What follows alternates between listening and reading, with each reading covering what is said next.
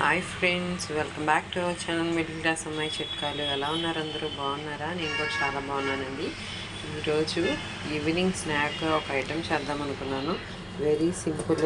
ఇవి శనగలు ఉంటాయి కదండి, తెల్ల శనగలు చాట్ చేసుకుంటాం మనం. ఆ చాట్ శనగలు అనమాట. ఉడకబెట్టి శనగలు చాట్ చేసుకుందామని అనుకుంటున్నాను.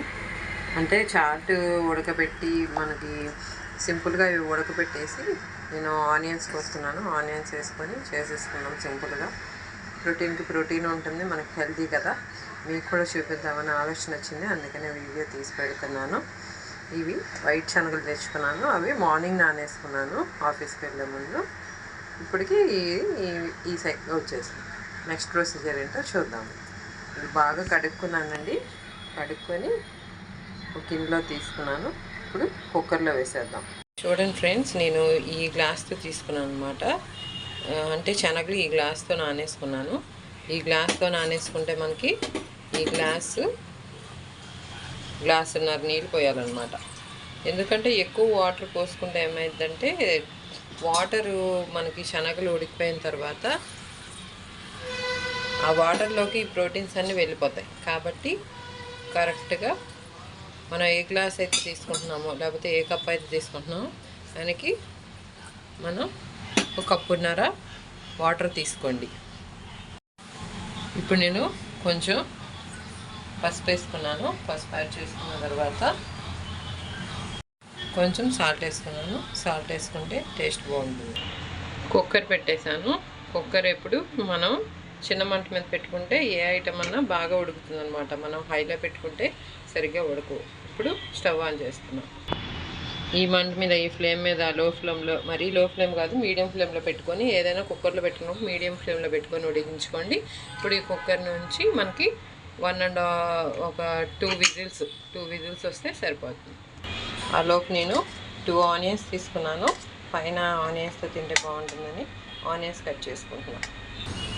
ఆనియన్స్ కట్ చేసేసుకున్నాను. నాకు ఎందుకో లెమన్ కూడా పిండుకుంటే టేస్ట్ బాగుంటుంది అనిపించి ఒక లెమన్ తీసుకున్నాను. కుక్కర్ ఉడికిన తర్వాత మళ్ళీ చూపిస్తాను. ఇంకోటి ఫ్రెండ్స్, స్టవ్ ఆఫ్ చేసేసాను. నాకు 2 విజిల్స్ వచ్చేదాకా ఉంచుకున్నాను. స్టవ్ ఆఫ్ చేశాను. ఇప్పుడు అవి ఎలా ఉడికినాయో చూపిస్తాను. ఇదిగోండి, ఉడికిపోయినాయి బాగా. ఉడికినాయో లేదో చూడాలంటే ఒక చిన్న చాకు పెట్టుకొని ఇలాగా చేసి చూడండి. మనకి ఇట్లా స్మాష్ అయిపోతే ఉడికిపోయినట్టు అనమాట.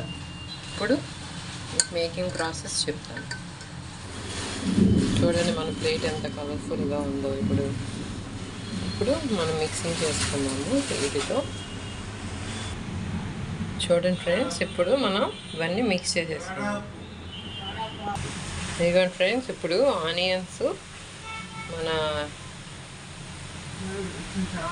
అల్లీలు కలిపేసాను. ఆనియన్స్ మనం వేయించుకున్నాం కదా, చాలా కలిపేసాను.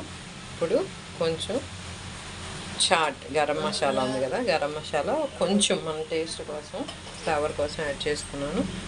మీకు కారం కావాలంటే కారం కూడా యాడ్ చేసుకోవచ్చు. ఇప్పుడు మనకి లెమన్ స్క్వీజ్ చేసుకుందాము. లెమన్లో గింజలు తీసేసుకోండి. లెమన్ స్క్వీజ్ చేసేసుకుంటే మన చాట్ రెడీ అయిపోతుంది.